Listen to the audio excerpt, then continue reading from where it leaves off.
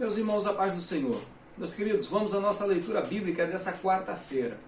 O versículo sugerido para nós hoje encontra-se em Lucas, capítulo 12, versículo 37, que nos diz assim: Bem-aventurado aqueles servos, os quais, quando o Senhor vier, achar vigiando. Em verdade vos digo que se cingirá e os fará sentar à mesa, e chegando-se, os servirá. Lembrando sempre, irmãos, que estamos estudando a lição de número 13, que, permitindo o Senhor, será aplicada no próximo domingo, que traz por título Voltados os olhos para a bendita esperança. O tema sugerido para a nossa leitura hoje: Bem-aventurados são os crentes vigilantes na vinda do Senhor Jesus. Bem-aventurados, nós já entendemos, né? Felizes são, ou seja, são felizes os crentes na volta do Senhor Jesus, os crentes que forem vigilantes. Se fala muito, irmãos, sobre a nossa chegada no céu, mas pouco se compreende disso. Nós conseguimos compreender o sofrimento, nós conseguimos compreender até um pouco sobre o inferno, pouco só, não tanto.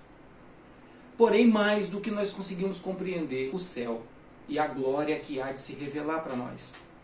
Porque sofrimento nós entendemos. Sofrimento é algo que faz parte da vida humana. Agora, a glória que há de se revelar, isso não faz parte da vida humana. Por mais que a gente experimente a presença de Deus, por mais que a gente experimente a presença do Espírito Santo, e nós estamos falando de coisas tremendas, nós estamos falando de transcendência, nós estamos falando de pessoas que simplesmente são envolvidas com a presença de Deus de maneira tal que elas saem de seus corpos, têm experiências fora do seu corpo, como o arrebatamento, aquilo que João experimentou. Olha o que João experimentou, irmãos, antes que a glória eterna fosse revelada para ele, porque João ainda aguarda o arrebatamento da igreja. Ainda não foi revelado para ele aquilo que está preparado para a igreja. João está descansando, está dormindo, esperando o arrebatamento da igreja igual todo mundo. Mas ainda aqui na terra, aquele senhor de idade, sofrido, o Senhor Jesus chega para ele e ele fala assim: eu caí como morto. Na verdade ele morreu mesmo.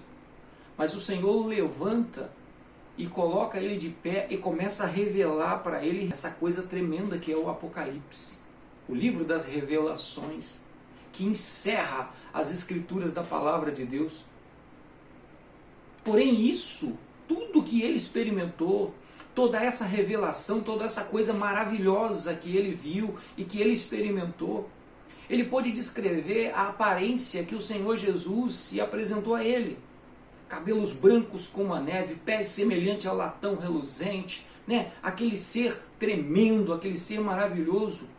Porém, ainda assim, isso não é a glória que está para ser revelada.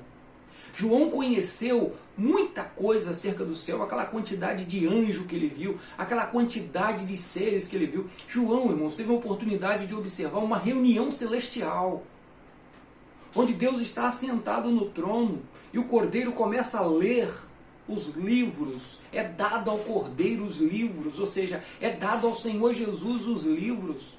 E ele observa e tem 24 anciãos. E aqui há um entendimento que são 12 de Israel e 12 da igreja. Ou seja, João vai participar de algo que para nós é o futuro. Nem é agora o presente. Nem era a realidade nos dias dele. Mas é algo que é no futuro, porque se tem os 12 representantes da igreja, é porque a igreja já foi glorificada. Sendo a igreja já glorificada, João foi para o futuro. Então veja bem, João teve uma revelação tremenda, mas isso tudo que João experimentou não é a glória que há de se revelar para nós.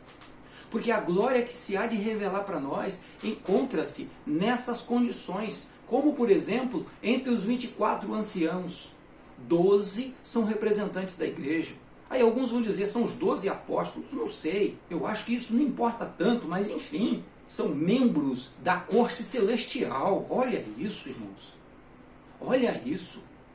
Então, para a igreja de Jesus, as pessoas ficam aí um pouco fantasiando coroas e acham que vão receber coroas mesmo. né, que vão receber pedras preciosas mesmo. Pedra preciosa e ouro lá no céu é material de construção para construir a cidade, é para construir muro, é para construir praça. Não é para dar para aqueles que foram fiéis ao Senhor aqui. Sabe o que é algo glorioso que está reservado para nós? Lá na glória dos céus, é ser chamado de filho de Deus, amado. É ser filho de Deus. Nós não seremos arrebatados para ser anjos lá no céu. Já tem muito anjo lá. Nós não seremos arrebatados para ser arcanjo, para ser querubim, para ser serafim. Ah, eu quero ser como os serafins, né, que voam em volta do trono. Esse trabalho já pertence a eles. O nosso trabalho será outro. E nesse outro trabalho nós teremos a autoridade de filhos de Deus. Pedro diz que nós participaremos da divindade de Jesus.